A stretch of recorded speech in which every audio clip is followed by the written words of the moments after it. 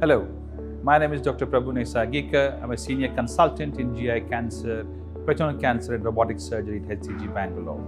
Today, I'm going to quickly tell you about appendix cancer.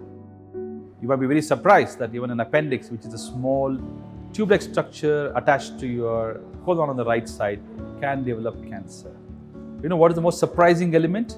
Most appendix cancers are actually picked up as an incidental finding. My youngest patient is 15 years old and the oldest patient is 90 years old. So who gets appendix cancer? So first point to consider is appendix cancer can happen to anybody at any age group. As I said, most patients who have been diagnosed with appendicitis, they go in for a surgery in their local hospital, they remove the appendix, and then the surprise comes that this was an appendix cancer.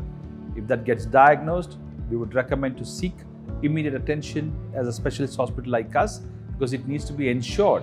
The biggest problem with appendix cancer is it can spread. It can spread to the lining of the peritoneal cavity, and that itself becomes a challenge in managing.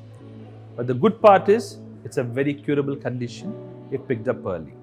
So main things to consider: if you have symptoms in your bowel, most commonly you get abdominal pain, especially on the right side, you go to a hospital, they do an ultrasound scan or a CT scan before doing a surgery. If there are any suspicious features noted on the scanning, then just wait for a second opinion. Most infections of the appendix are always common. 90% will be appendicitis. But if there's even a 1% risk that may be cancer, then it should go to a specialist center for surgery to be done. Secondly, for elderly, so we say as a dictum, elderly patients don't get appendicitis. So if you're above 50 years old and you're noticing pain in your abdomen and they say it may be appendicitis, then just make sure that you get the appropriate imaging done before committing for any surgical intervention. Thirdly, now is there any risk factors? Not necessarily. But if you have symptoms of pain, abdominal swelling, so we had one patient who came with 3-month history of abdominal swelling and bloatedness, and then we figured out he had an appendix cancer. It was already spread to his abdominal cavity.